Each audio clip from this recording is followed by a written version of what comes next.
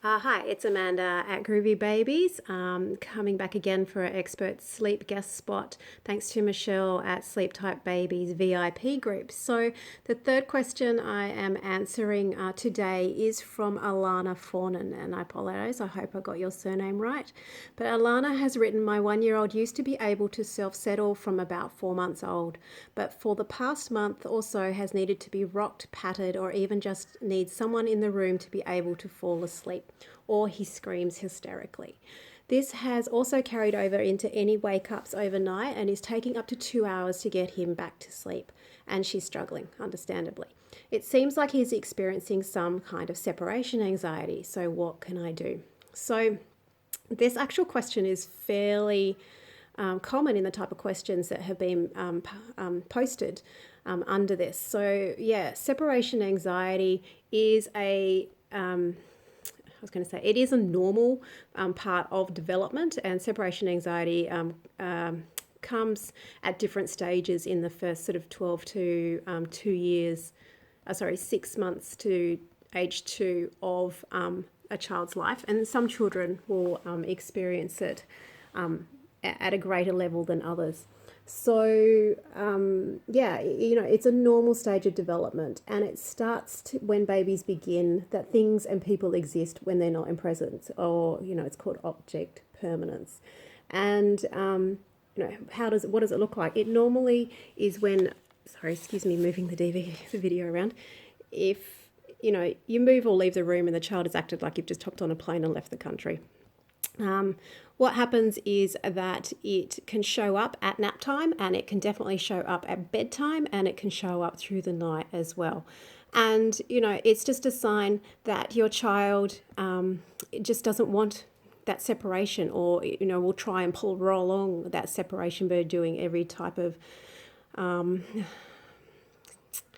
any type of everything that you can possibly imagine to stop that separation from happening. So what it does show is that your baby has developed a form and healthy, loving attachment to you, and it's a sign that your bub associates, pleasure and comfort and security with you being there. And so the thought of that separation is what they don't want. So how do you know it? Your baby has clinginess. They cry when the parent's out of sight. Often they'll have a strong preference for just one parent.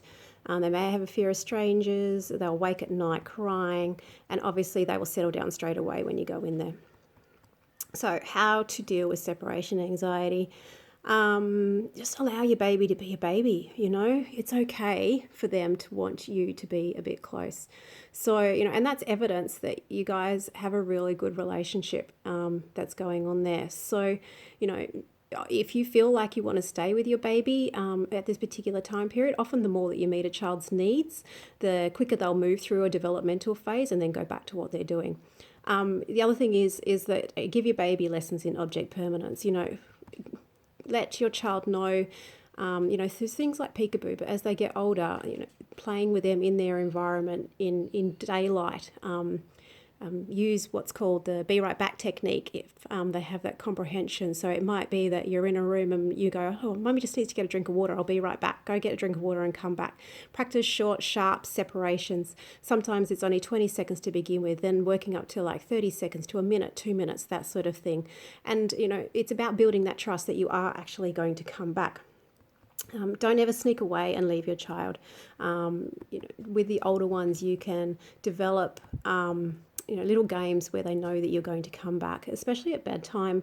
They like things to be predictable. So, make sure your response is always the same. Don't try one thing for a night or two and then try something else and then try something else. They just get confused and they get frustrated because they don't know what's going to happen when you come into the room. I'm just sort of thinking about what else there is. Don't take it personally. Obviously, babies go through different stages of separation anxiety and that as well.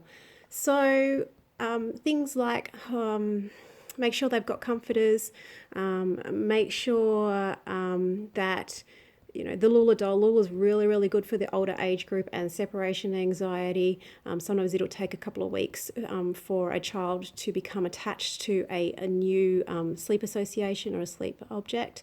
But yeah, so I hope that has helped and given you some insight as to what you can do and what's going on. If you have any other questions, feel free to touch base Amanda at groovybabies.com.au.